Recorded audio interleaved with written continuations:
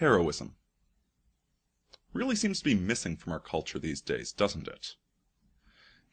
You know, you take the adventure movies, for instance. Take the recent Tintin movie, which was surprisingly good, or the original Indiana Jones trilogy. And in these films, you've got a character that's primarily an intellectual, who's doing what's right, who's going up against all odds and thinking his way out of problems, and yet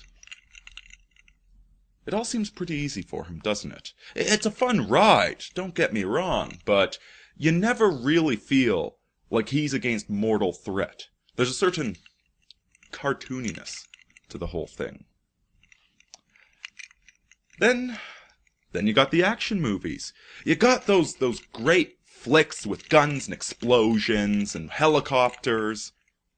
But once again, the action movie hero seems to lack a certain element of heroism. That this hero never really worries about anything. It's always a cocked smile. It's always dodging the bullet by some impractical physics. He's never really at threat. You're there for the spectacle, rather than to see the character overcome anything. There's a certain bruteness to the action movie hero, isn't there? And then the genre that truly begs for heroism, you've got horror. And in horror, do we see heroes? Do we see bravery in horror movies at all? Of course not. All we see in horror movies are vile little human beings turning against one another and deserving the torture porn that eventually exists. No, heroism is almost entirely absent from modern cinema, aside, of course, from war movies, which have a very distinct and very isolated demographic which they appeal to, so I think we can safely ignore those. It brings up the question, where has heroism gone? Why has heroism been replaced with this comedic spectacle manifesting as heroism? On the answer, heroism has been democratized. Your modern hero is not the man who overcomes.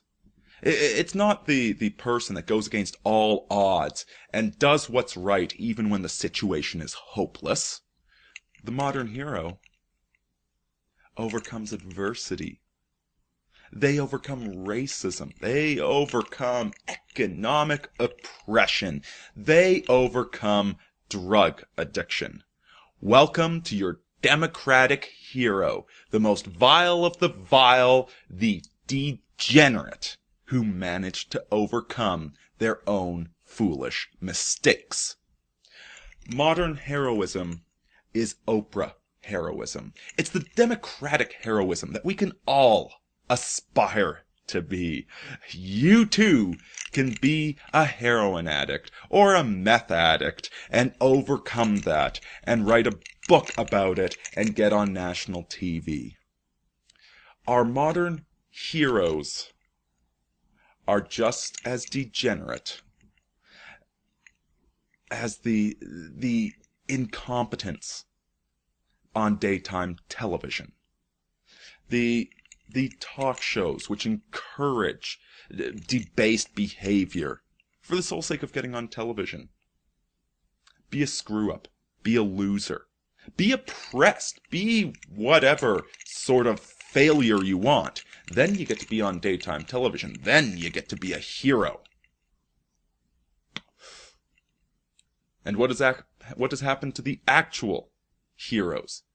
What's happened to the actual people that sacrifice or overcome or go against all odds? What has happened to those people? Well, we mentioned action movies earlier, didn't we? I seem to remember a certain Austrian kid, 15 years old. He told his friends and family that he was going to be a famous Hollywood actor one day, and they laughed at him. And so he moved to America, and he started bodybuilding, became a world-famous bodybuilder. Then he became a world-famous actor, universally recognized. And then he became the governor of that state. And what do we say about this kid from Austria that went out and lived his dreams? Well, it doesn't count because he took steroids for bodybuilding. Oh, what? What? He slept with his maid. Obviously, he's a horrible person. He's probably privileged or something. He's not a real hero. He didn't really overcome. We celebrate the basest and demand constant apologies from all, while those that actually do something admirable and actually overcome, we say they're not a real hero.